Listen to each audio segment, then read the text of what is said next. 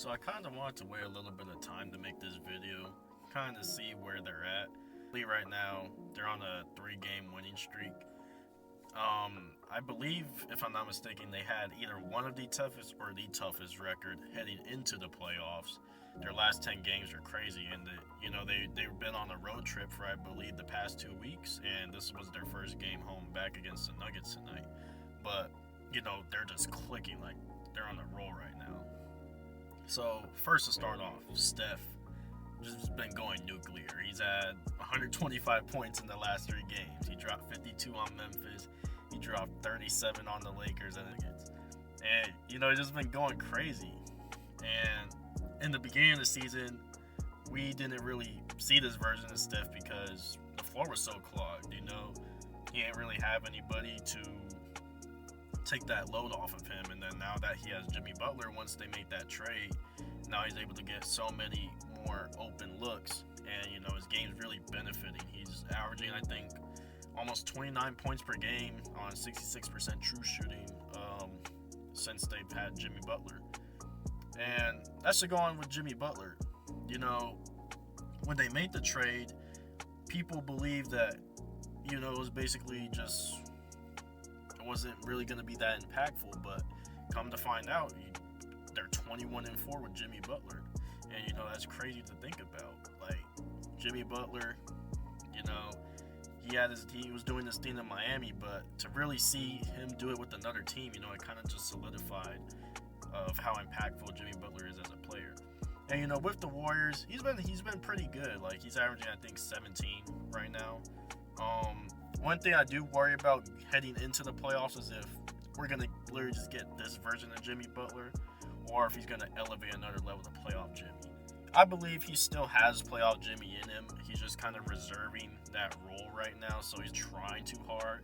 He's a little passive, like in the games I've seen him play, like against the Lakers, for example. He only finished with around 14 points, and he took 7 shots. And stuff like that, I'm worried about if he's going to play like that in the playoffs, or he's just playing that like right now to reserve some energy. So we'll see, but hopefully, he still has the playoff Jimmy ability in him, because if he does, that's going to take the Warriors a long way.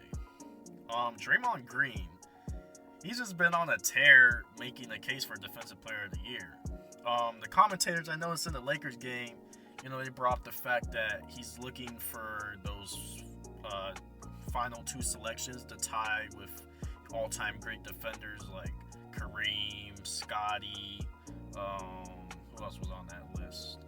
I believe Kobe was on that list, something like that. He just wants to get himself in the name. Oh, Pippen.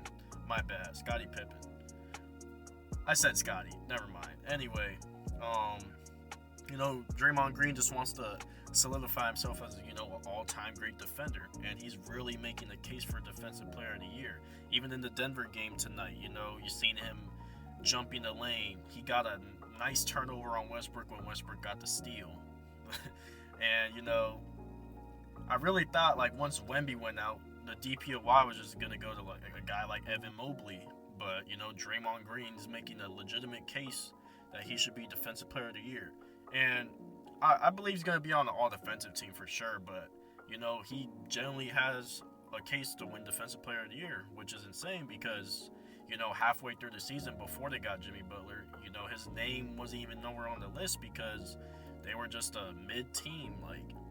He was probably playing good defense, but, team plays a factor into Defensive Player of the Year. And, all this just combines into what are we going to see the Warriors do in the playoffs? Now, currently right now, they are the 4th seed, I believe. They jumped ahead of Denver tonight. So they would be matching up against Denver right now. That would be the 4-5 matchup currently. Now, me personally, I would still have Denver winning that series, but the tear that Golden State's been on, I wouldn't count them out. They dropped off the Lakers with Bron and healthy Lakers team, Bron and Luka. They beat the Grizzlies. The Grizzlies aren't a slouch. They were in a little bit of a slouch, but they won against the Heat yesterday, and I think that'll start getting them going because I believe they do have one of the toughest schedules to end the season off. And, you know, tonight they beat the Nuggets. They lost their last 9 against the Nuggets. And, you know, tonight they beat them. And whenever you beat a team off a losing streak like that, that just gives you, like, you know, an exuberant amount of confidence. And, you know, heading into a playoff series with that, that's very important. But, you know, me personally, I'd still have Denver winning that series. They didn't have Jamal Murray tonight. Last time the Warriors lost, they didn't have Jokic, I believe, and Aaron Gordon dropped like 38. And something I've noticed over the years with the Warriors' game plan, they always let Jokic score the ball no matter what. That's how I've seen the Warriors beat the Nuggets. They will let Jokic get his and get everyone else not involved. So you'll usually tend to see Jokic with low assist counts whenever he plays the Warriors.